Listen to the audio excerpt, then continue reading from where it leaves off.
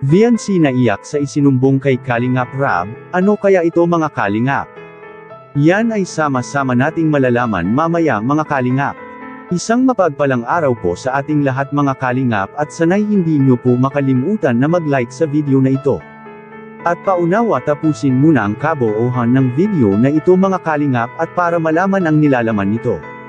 At maraming salamat po sa pagpatuloy na pagsuporta lalo na kay Kuya Val Santos Matubang at Kalingap Rab. VNC ang dalagang nakatira sa baybayin ng dagat at masipag na katuwang ng kanyang magulang lalo pa sa paglalaba. Tumatanggap ng labada si VNC mga Kalingap dahil kulang na kulang ang kinikita ng kanyang mga magulang upang matustusan ang kanilang pag-aaral. Aminado siya kina Kalingap Rab na ngayon ay natutulungan na siya ni Kalingap Rab ay hindi na anya siya nahihirapan sa kanyang allowance para sa kanyang pag-aaral.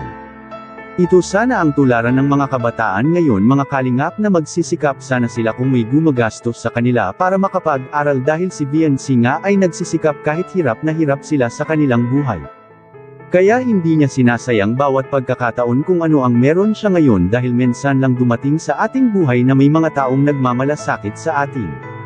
Kaya sana patuloy nating subaybayan mga Kalingap bawat upload ni Kalingap Rab at para marami pa siyang matutulungan na mga dalaga na katulad ni VNC mga Kalingap. Dati aminado si VNC kay Kalingap Rab noong hindi pa sila natutulungan ay nababalisaan niya siya kung saan sila kukuha ng panggastos nila para sa kanilang pagkain at pag-aaral. Kaya nga hanggang ngayon mga Kalingap sa tuwing papasok si VNC sa kanilang eskwelahan ay nilalakad lang niya ito dahil nagtitipid na din ito sa pera. At nasasanay naman anya siya na maglakad na lang siya dahil nasasanay na din naman siya na ginagawa niya ito sa tuwing papasok siya sa kanyang paaralan.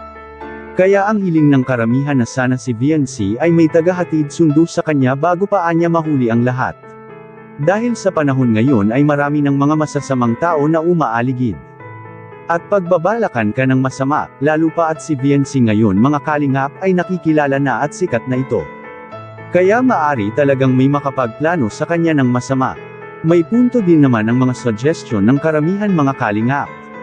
At may nagsasabi din na mas maganda sana para kay VNC na mayroon itong sariling motor mga Kalingap at para may masasakyan ito kung sakaling may pasok ito sa paaralan.